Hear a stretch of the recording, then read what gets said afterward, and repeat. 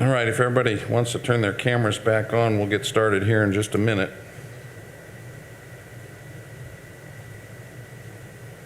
Thank you.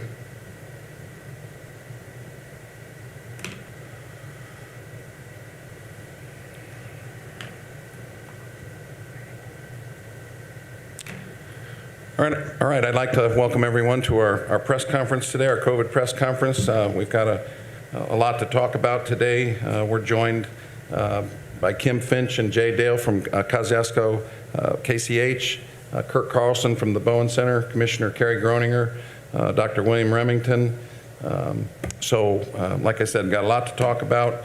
I do want to mention before we get started, masks are still available at both fire stations. Masks that have been sewn by locally.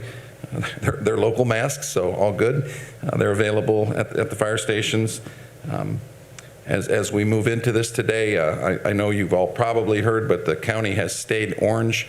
As much as we like red as a Christmas color, I don't think we want red for our county, and I'm very pleased, and Dr. Remington will address this here shortly, that we are orange still. And with that, I'll ask Dr. Remington to give us an update on the public health statistics for our county, and then talk just a little bit about the vaccination that's here in the county. So, Dr.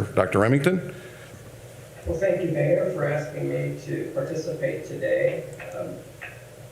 Nationally, statewide, and across the county, a little glimmer of good news as far as case counts. The last 3 to 4 weeks trending down. November was a horrible month for all of us. The highest case count, we were up around 900 cases in a week 5 weeks ago, and I think this week will be around 300 cases in this week, new cases. So that leaves us in the orange designation, and the governor's executive order applying to that color coding of our county will hold. The health department has been involved with facilitating others in their endeavors, whether it be signage for masking, answering lots of questions regarding gatherings and such. We're there to serve, and our staff has been rolling up their sleeves, very involved in that regard. There's lots of testing going on in the community, both at KCH and their venues of care, and the Bowen Health Clinic testing site at the fairgrounds, and I know Mr. Carlson will speak to that in just a few minutes. Contact tracing continues to be a big part of our department's work, and particularly with the schools and helping them.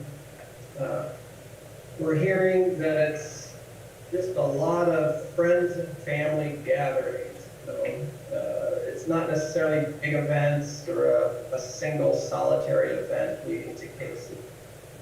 And with the upcoming holiday, I think it'll just serve us all well if we carefully think through our holiday gatherings, limit them to some degree. Think of holding things outdoors. I know it's cold, but if you can gather outdoors to some degree, or at least bring outdoor air in, trying to avoid stagnant, crowded indoor settings, which seems to be an emerging strong theme with transmission for this COVID virus. That will help mitigate your risk. Think twice about the elderly or compromised people brought into family gatherings should you hold them. They are at particular risk. As you have heard, 40% of the deaths roughly across the country have been in significantly compromised elderly patients. So really particularly think to protect them. I know we as a family struggle with those decisions. The holidays are particularly special for our aged family members, and I think it will be a delicate dance for all of us to find our way through that this season. There's good news.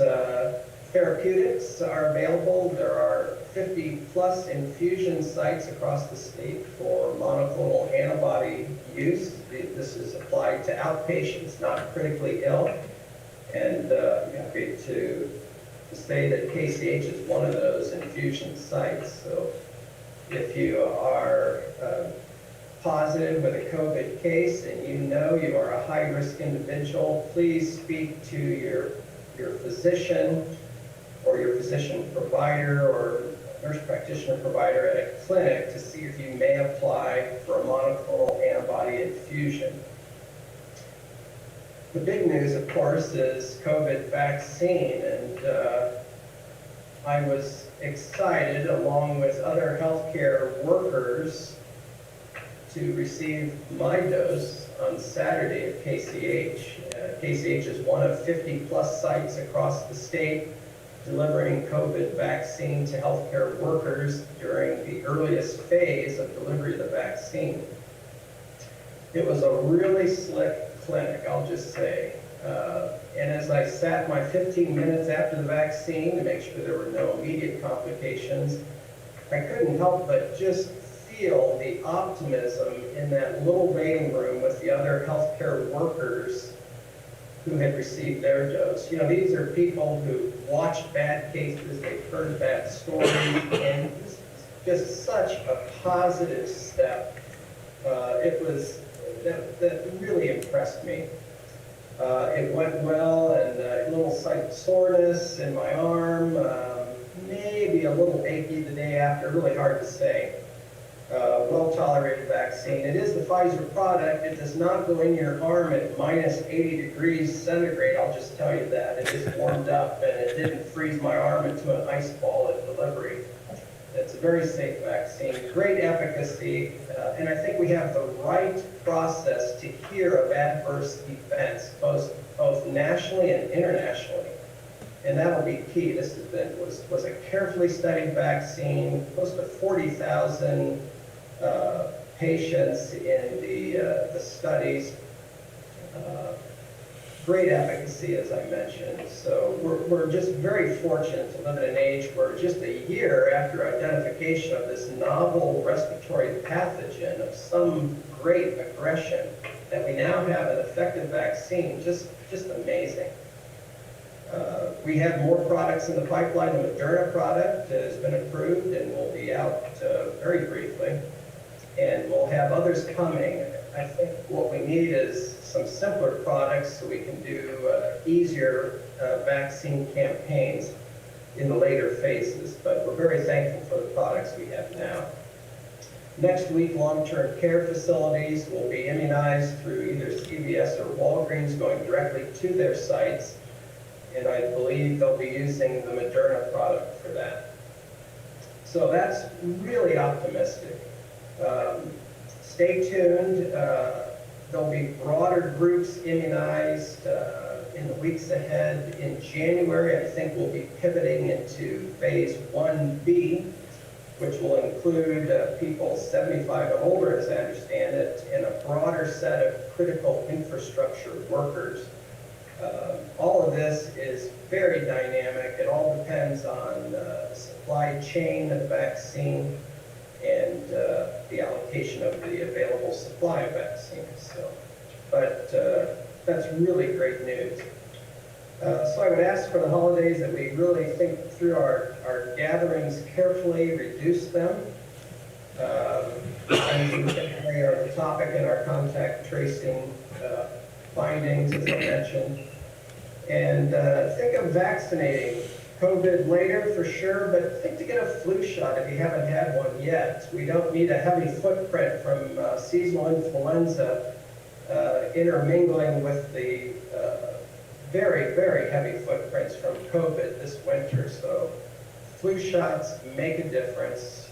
Please think to get one. Still wear a mask, think of social distancing, good hand hygiene, all those things apply and help mitigate the risk, particularly in case you are a silent spreader unbeknownst to you. Think of being a good citizen, a loving family member, protecting those around you.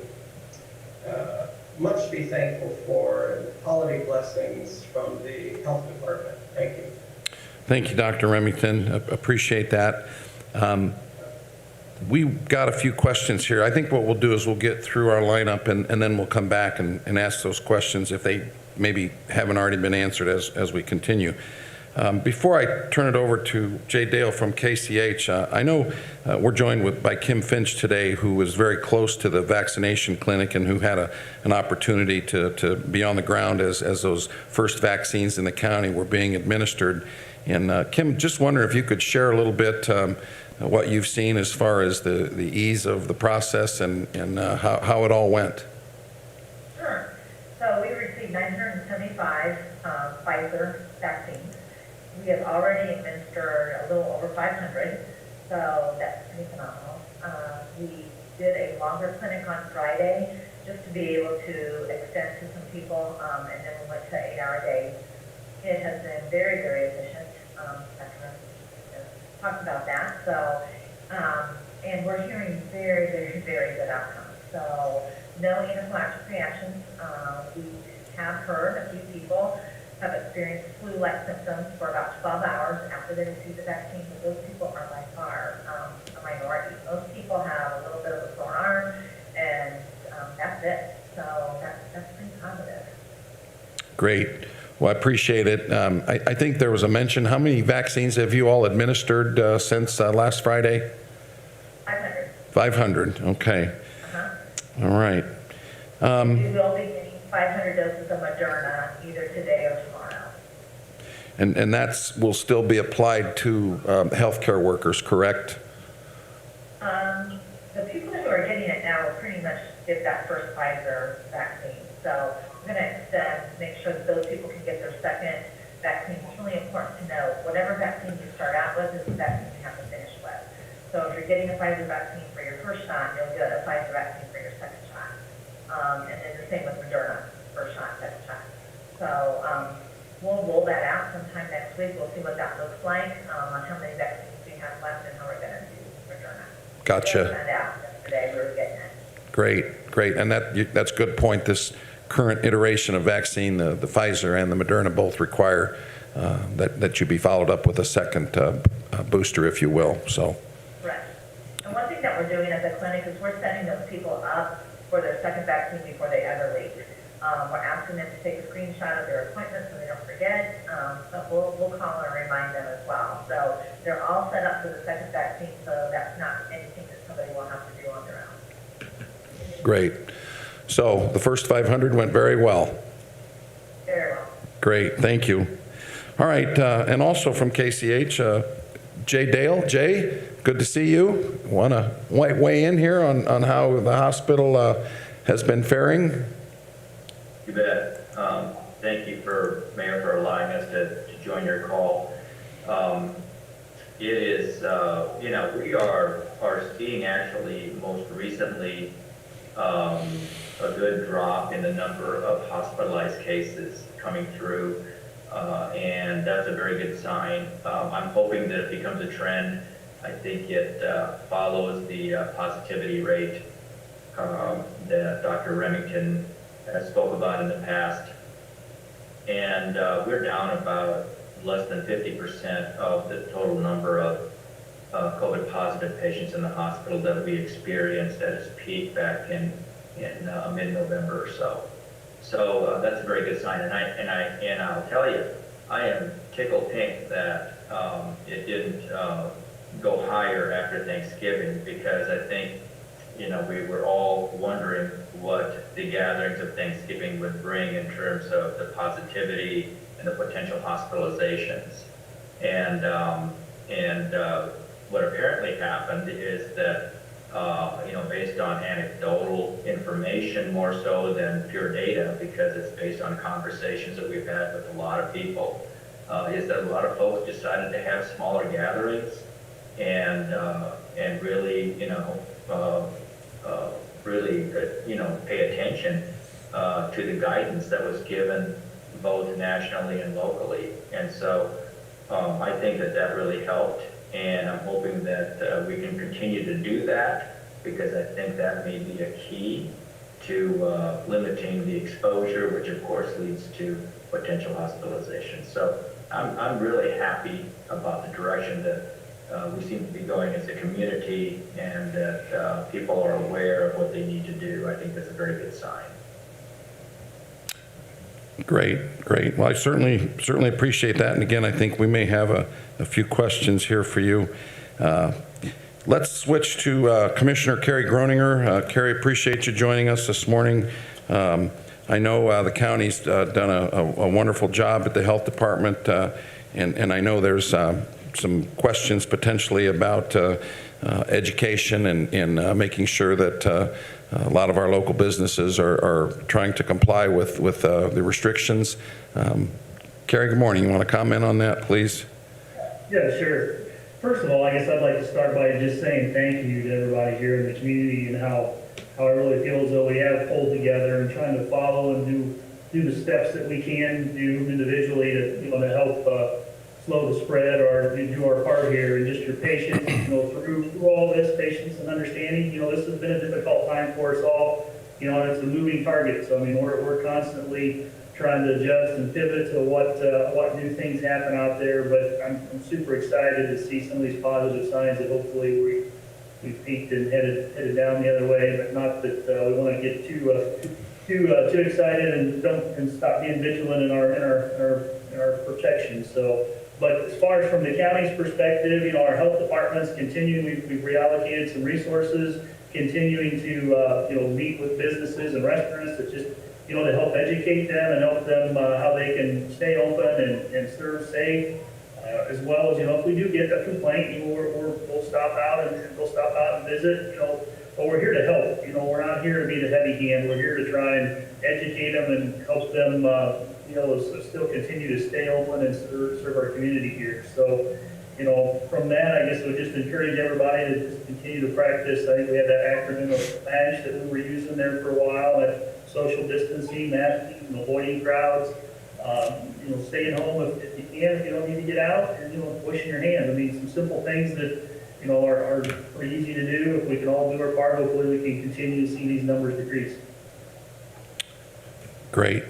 All right, Carrie. Well, thank you, and always we certainly appreciate cooperation across the board with the health department, the city, the county, and all of our partners in working through this. I made a comment that I think we've done a good job in this community of trying to balance doing the right thing and certainly respecting that life has got to continue on. But I think if we're all a little careful, we'll get through this. And I think so far we've demonstrated that.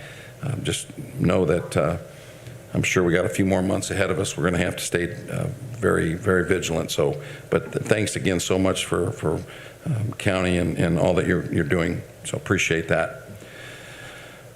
All right, Kurt Carlson from Bowen Center. I've asked him to give us an update on the testing, and then something that certainly is a difficult topic this time of year are the mental health concerns that folks are experiencing, this COVID fatigue and getting concerned about holidays and maybe being lonely and not doing the things we normally do. So I've asked Kurt to talk a little bit about mental health issues that Bowen Center sees and what kind of resources we have to handle these issues as they come up during the holidays. So Kurt, maybe if you start with the testing, and then we can talk a little more in depth about Bowen Center as a resource for the mental health concerns. Sure. Thank you, Mayor. Thank everybody for being on this call. Some very important information for the public. We reached a high point of testing in week 6, which was a few weeks ago. Almost 1,700 people tested in 1 week. Then it dropped down, and this is a national and a statewide trend. We're now testing about 847 people per week. And so that's dropped down significantly. Now, Monday it jumped back up again, but Mondays tend to be our busiest day.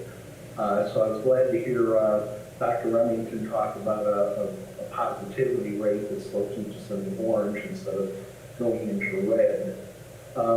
We're actually going to be open on Christmas Eve from 9 to 3, closed Christmas Day, open again on Saturday, 9 to 3, and then again the same over the New Year's weekend, will be open New Year's Eve, New Year's Eve from 9 to 3, closed New Year's Day, and then open again on that Saturday. We found if we're closed 2 days in a row, then it really jumps up. There's that kind of built-up demand. So we're trying to be open all one day in any given stretch.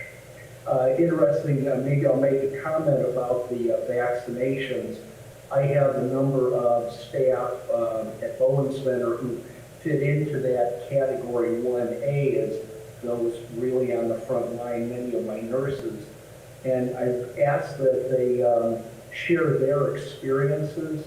And so I have 3 pages of quotes, but I'll just pick a few. Still feeling fine, no sickness or soreness. Some minor body aches, however, I'm feeling much better.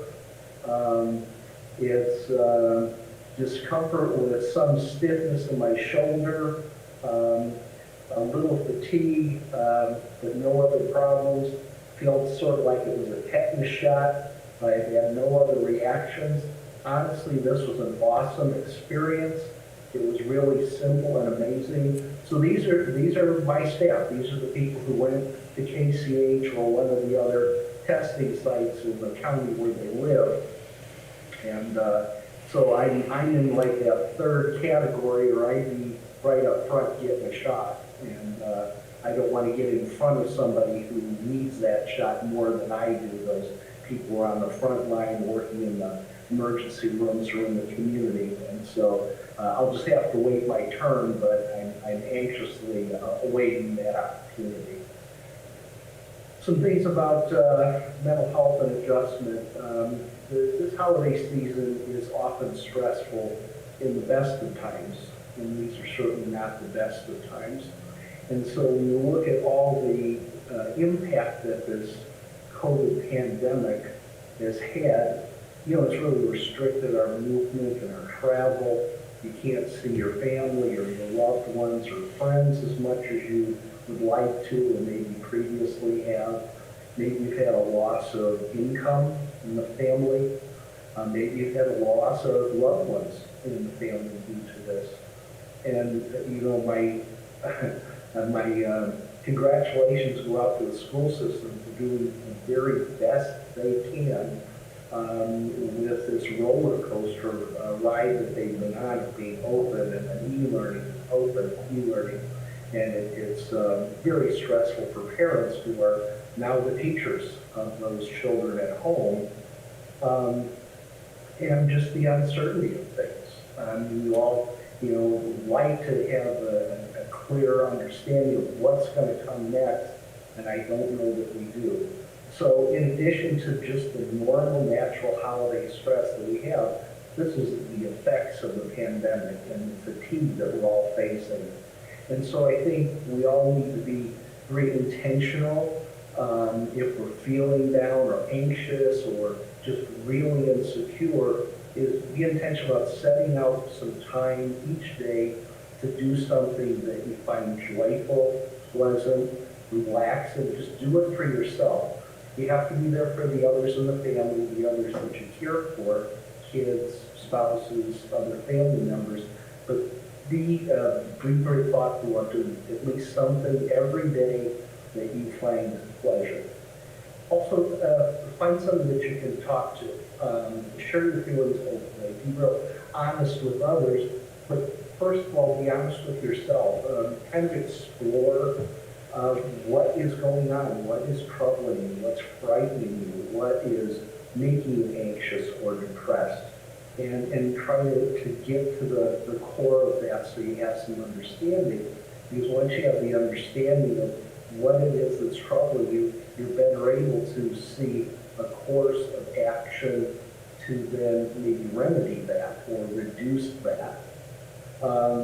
Call a friend, call a family member. If you have a phone conference, if you have the technology to do video chat, that's better yet, because then you can see the person as well as talk to them. I know I've had to take the opportunity here recently to call some friends, longtime, lifelong friends, and just have a laugh over things that we used to do. That cheers me up a bit. Make some plans for the coming year. Again, with the uncertainty that is prevalent, there are things that we can look forward to, things that we can plan. So I like to travel, but my travel is almost limited now.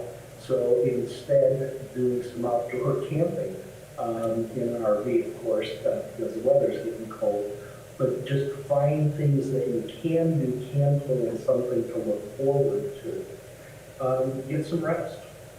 This can be very stressful, especially if you're teaching the kids as well as raising the kids and working with all the other problems.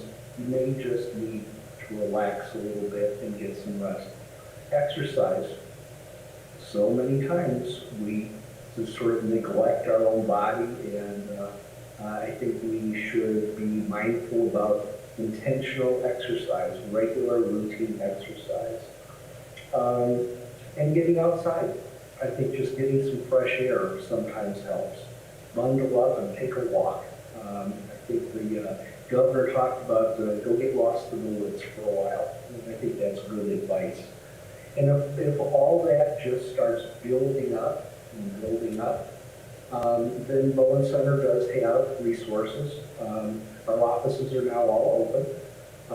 But we also have the potential for video chat for people who say, I still don't feel safe going out and being in businesses or whatever.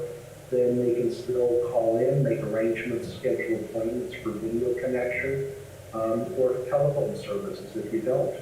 And during the time of the lockdown that we had in the spring, Bowen Center delivered more services during that period of time than they had in the months leading up to that. So more people really accessed our services because it was very convenient to get a hold of people and do it right from your own home. You didn't have to leave your house to get services, and our staff was working from their homes in order for them to be safe. The phone number for Bowen Center, the 800 number, is 342-5652, or you can go to bowencenter.org for services. And let me just remind people that at this time of year, excessive consumption of alcohol can become problematic.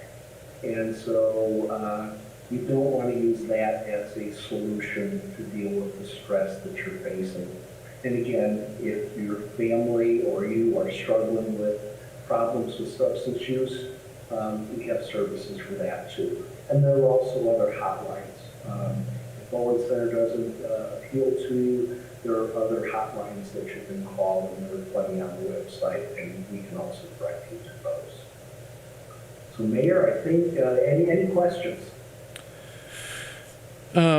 Not specific to that, but again, Kurt, I think that's, I appreciate what you've shared with us today. Again, I know holiday times, everybody's kind of waiting to hear financially if there'll be some stimulus money coming, and I know jobs and work and the stress of quarantining and not being with family, it just tends to continue to build, and I know we've talked and seen a lot of that in the community, and just we're thankful to have Bowen Center and all the other resources we have in the community to deal with this. We've got a very collaborative, very caring community.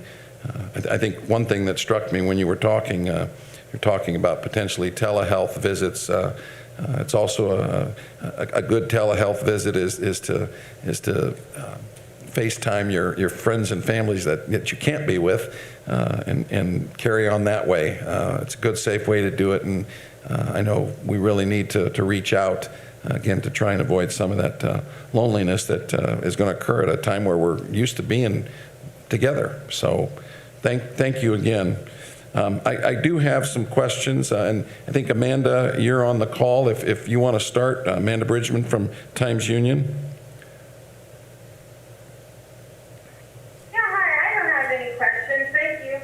Okay, appreciate it. I've got a few here submitted. Let me pull these up. Dan Spalding from Ink Free. I'll just go in order. and I think we've discussed this a little bit, but Carrie, can the health department provide an update on education/enforcement efforts? Anything to add to that, Carrie or Dr. Remington? Well, I'd be happy to comment. We have, as Carrie mentioned, we've reallocated resources along this line with an educational rather than punitive motif. I personally received phone calls with complaints over the weekend with mask-less environments, and we had health department staff connect with those establishments this week. So we're not shutting people down, but just encouraging, mask signage on the doors of businesses, and ask leadership to seek compliance as people enter their door, that kind of thing.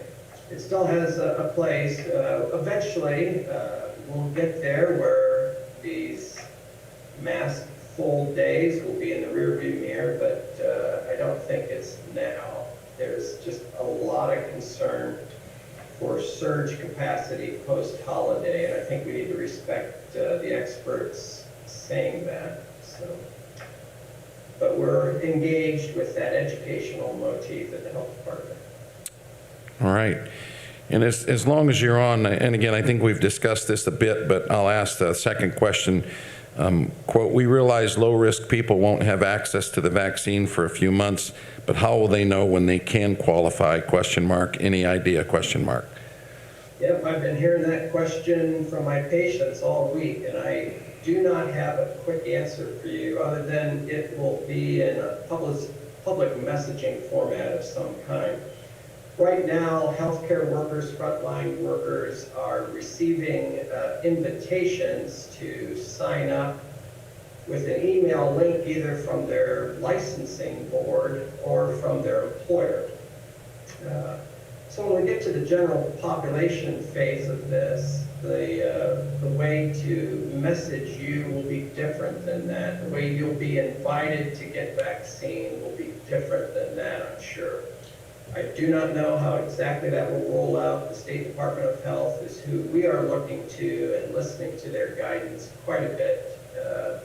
And it's just all very dynamic. There is no specific answer for you right at this time, but please stay tuned. All right. Thank you. Jay or Kim from KCH, third question, again, quote, ICU and bed availability, is it getting worse, question mark? Well, in general, as I mentioned before, we're actually seeing a drop in the number of COVID cases, and so availability is good for beds. Right now, I think I would reiterate what Dr. Remington just said, though, that we do have to be on alert because we could have a turn and we could see a surge come through again. But at this point in time, we're fully capable of managing all the cases that come to us, and in our ICU, bed availability is good. Kim, I don't know if you want to add to that. No, both our ventilators and our bed capacity is very good right now. Great. All right. Another question coming off of a Facebook stream. Said the school data wasn't updated for Warsaw schools this week on the state dashboard. Is there a reason, or can anyone provide an update on school cases for this past week, evidently? I did talk briefly with Dr. Remington, or excuse me, with Dr. Hoffert yesterday, and he was very encouraged that their numbers seem to be better the last few weeks. So I can't be specific on the numbers themselves, but I know I asked him about how they ended up their semester, and he said it seemed to be a downturn in a good way heading into the semester. Dr. Remington, any comments or any thoughts on that? No, I don't have any specific new data as it applies to schools this week. Okay. And Dr. Remington, I think this is our last question. Is there is a question about masks being worn in restaurants when folks are not eating or drinking, but while they're seated. I do believe the recommendation is that the mask be on other than when you eat and drink. Could you clarify that, please? Yep, that's correct.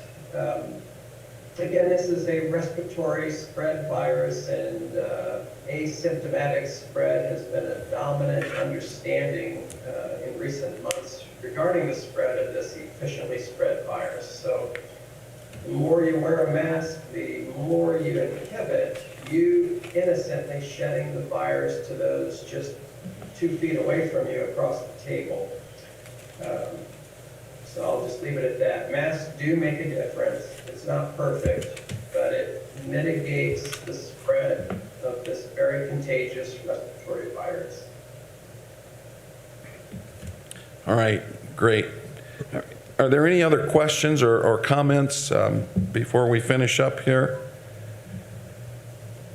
Again, I thank you all for joining us. There's a lot going on. We're heading into a difficult period here with vaccinations not yet.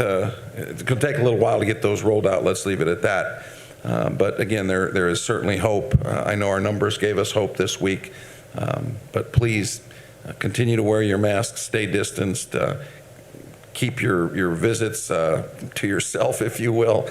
Stay at home for Christmas if you can. Use a lot of FaceTime to try and connect with your family over the holidays. And let's really try and get through all this. I do believe this is our last press conference for the year 2020, and I won't lie, I'll be glad to see this year in the rearview mirror, given all that's happened. Our next press conference will be January 6, 2021. So again, I think that's even a reason for optimism that we can get this year beyond, and hopefully what Dr. Remington, I'll put you on the spot here, maybe middle of the summer we'll have enough vaccinations to get everybody treated. I think that's what I've been hearing, second quarter of the year by summer. The optimist in me would hope more April, May. I'm hoping in January we'll see lots of at-risk people immunized, particularly toward the end of January. So we'll see. All right, very good.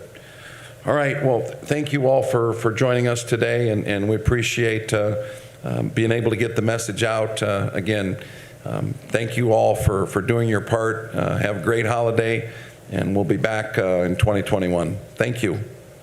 Thank you. Thank you all.